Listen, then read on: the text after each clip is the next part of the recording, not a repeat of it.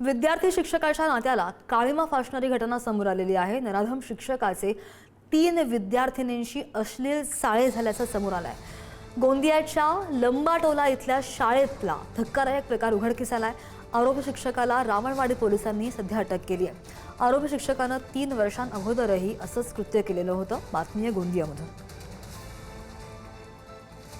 नराधम शिक्षकाने 3 विद्यार्थिनींशी अश्लील साळे केले। शिक्षक आहेत ज्यांनी यापूर्वी सुद्धा मुलींसोबत गैरवर्तणूक आणि लैंगिक अत्याचार करण्याचा प्रयत्न केला होता। परत त्यांनी ही घटना गिरोला येथील जिल्हा परिषद शाळेच्या 3 मुलींसोबत करण्याचा प्रयत्न केला आणि या अनुषंगाने माननीय पोलीस अधीक्षक यांच्या कार्यालयामार्फत संबंधित पोलीस स्टेशनला माहिती देऊन संबंधित शिक्षकाविरुद्ध एफआयआर दाखल करण्याच्या सूचना देण्यात आल्या होत्या।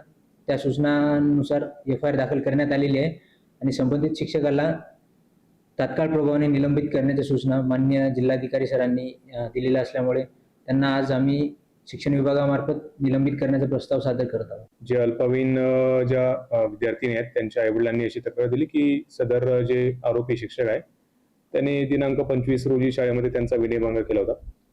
काल आपल्याला तक्रार मिळाल्याबरोबर आपण लागलीच त्यांची तक्रार घेऊन एफआयआर त्यामध्ये दाखल केलेला आहे आणि घटनेनंतर हा जो आरोपी शिक्षक आहे तो फरार होता, परंतु आज सकाळी त्याला रावणवाडी पोलिसांच्या टीमने गोंदिया शहरामधून ताब्यात घेतलं। त्याला आपण अटक सुद्धा केलेली आहे आणि पुढची कारवाई त्याच्यावर सुरू आहे।